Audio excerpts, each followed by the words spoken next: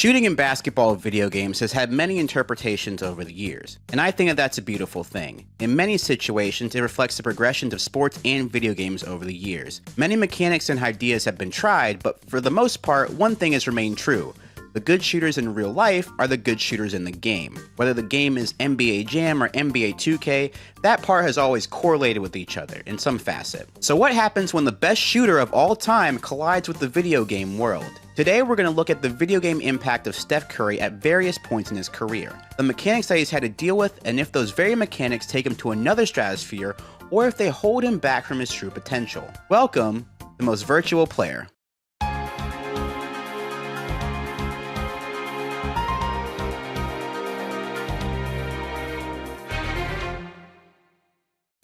There are plenty of ways to showcase just how good Steph Curry is at shooting. That much is obvious.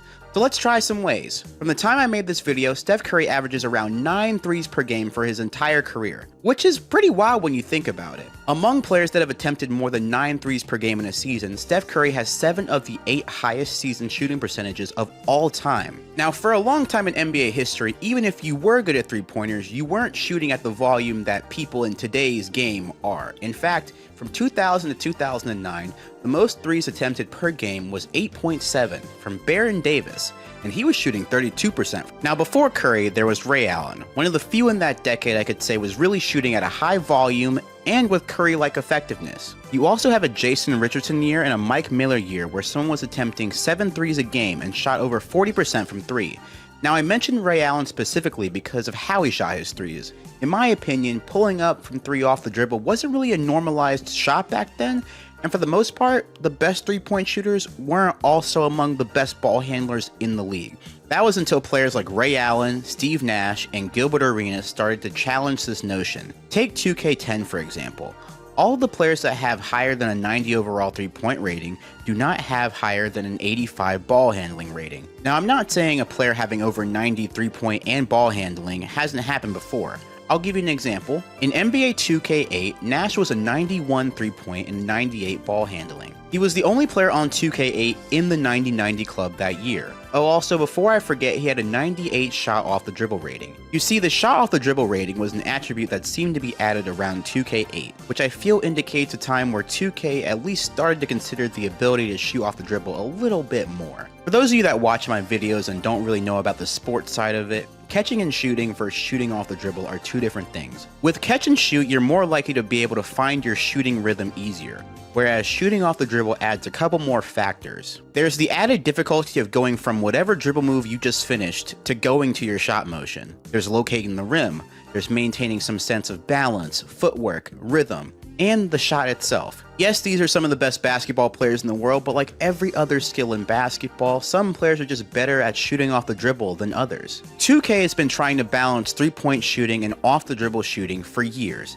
and Steph Curry has been challenging that notion ever since he stepped into the league. You see, Steph Curry possesses a special combination of shooting skill and ball handling that we usually only see in unlockable players like Barry DJ and Thor Herring. Yes, there are players that come close like James Harden, Kyrie Irving, and Damian Lillard to name a few, but the shooting is just on another level when it comes to Steph.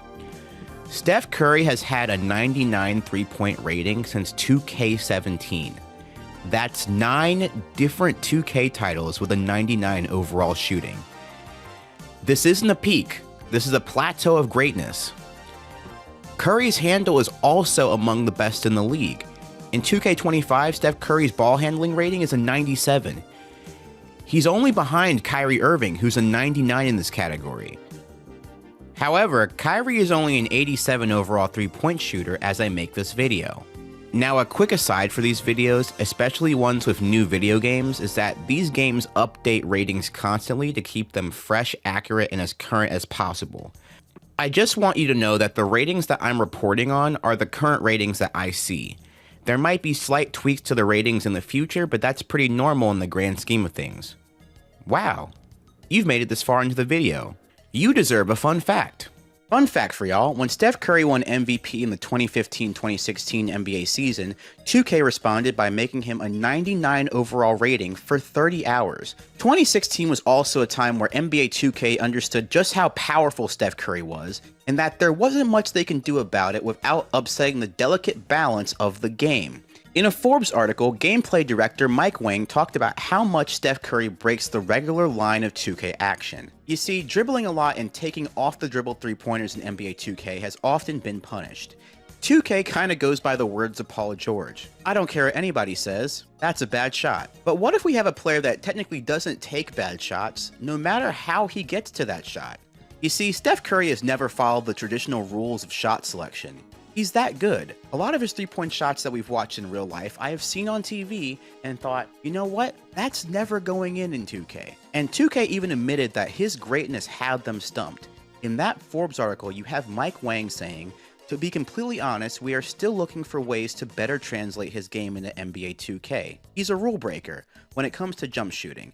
He becomes a problem in the video game world, where we've been trying to train our gamers to know that certain types of shots should be rewarded versus others. Wang also said at the time that they would try to combat this in future 2Ks. We're going to have to invest even more time in future iterations to really let Steph be Steph in future versions of NBA 2K. So NBA 2K had a dilemma.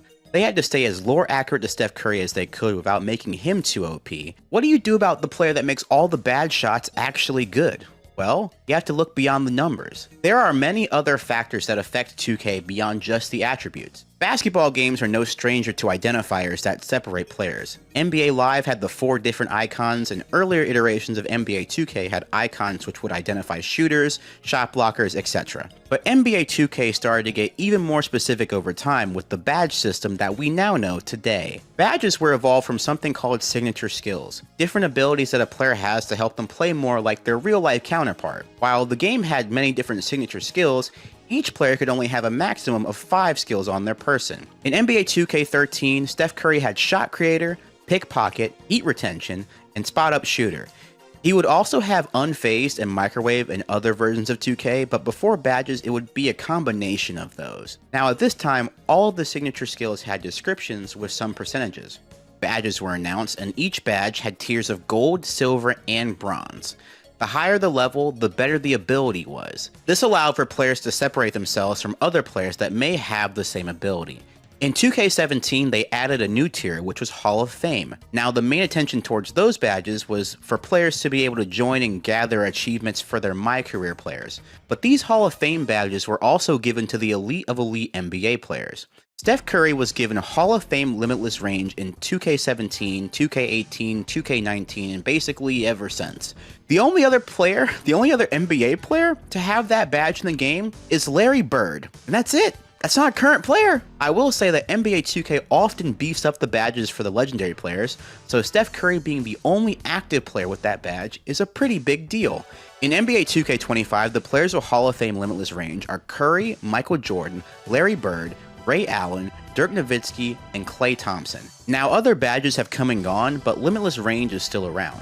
Now there's also a new tier for badges in NBA 2K25 called Legend, but that's mostly for the My Career mode, as none of the NBA players have that level of badge. But more important to this story is that in NBA 2K25, they've reduced the total number of badges to 40. If I had to guess, it's because 2K gameplay became a little too affected by the badges. It's something that I like to call Basketball Magic the Gathering. Alright, here's an example. Let's say that Steph Curry already has all the shooting badges that I named, but now let's say that he's shooting off a pass from Draymond Green. Draymond Green has a badge called Dimer on gold, which boosts the shot percentage for open teammates on jump shots catching a pass from Draymond Green. Now, a Hall of Fame limitless range shooter just got a further shooting boost while also having Hall of Fame Deadeye. Oh, also Hall of Fame set shot specialist, shifty shooter, and mini marksman. Combinations like that weren't all over these 2Ks, but there were enough of them to make you feel like the overall attributes had taken a backseat to the badges. Badge interactions like this still exist, but I think lowering the number of badges is a good thing for the game's health. Moving on from the badges, let's talk about another thing that separates Steph Curry, his quick release. Now his release is one that has been known to be super quick, however 2K had an era where his release didn't really resemble his real life release in my personal opinion. 2K was really still developing signature animations for everyone, and they would try their best to get everyone as close to accurate as possible. Now, some years are a better result than others. For example, I think rookie year Steph Curry was actually not bad in my opinion. By 2K14, 2K had enough data for most players to have their own shot form and shot base. But Curry's 2K14 jump shot seems pretty slow in comparison to the others. Even with his release timing set to quick, it doesn't feel Curry quick. That led to some people in the community experimenting with other bases and shot form combinations to try to be more accurate.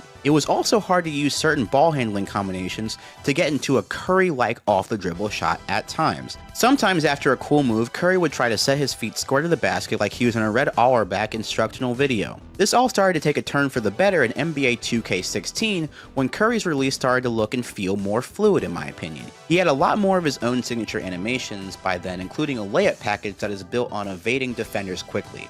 Curry is also given his own size-up moves, making his isolation moves more seamless and devastating. By 2K25, they added something called Pro Play, which took highlights and footage from real NBA games and turned it into video game animations, which is something that I still am trying to wrap my head around. I have no idea how they're doing it. They even added a go-to shot feature where you get a cool seamless animation of Steph Curry setting up his jump shot. Also, his dribble styles really make you feel like Steph Curry. These handle animations really nail the fact that Steph Curry is always in a position to let it fly from no matter where. This is really a contrast to 2K14 where he would have to sometimes set his feet or get into his animation, which honestly shows just how far the gameplay and animations have come. But the question remains, have all of these 2K adjustments really given us a lore accurate Steph Curry? I personally say yes. But there's a part of me that wishes that Steph Curry had 10 more years into his career. What I'm saying is that I wish when Steph Curry was entering the league that all of these things had been figured out in video games. Now I know what I'm saying is really unrealistic because a lot of these changes happened because of him.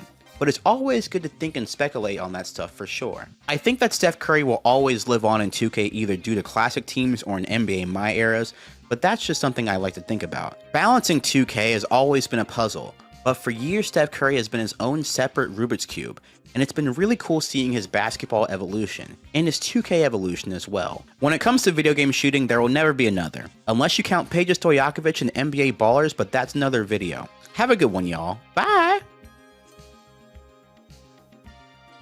Thank you for watching to the end of the video, it means a lot to me. And thank you to our patrons. If you want to become one, feel free to go to patreon.com/secretbase, where there you'll get way more content, including extended episodes, sneak peek episodes, our podcast, and way more.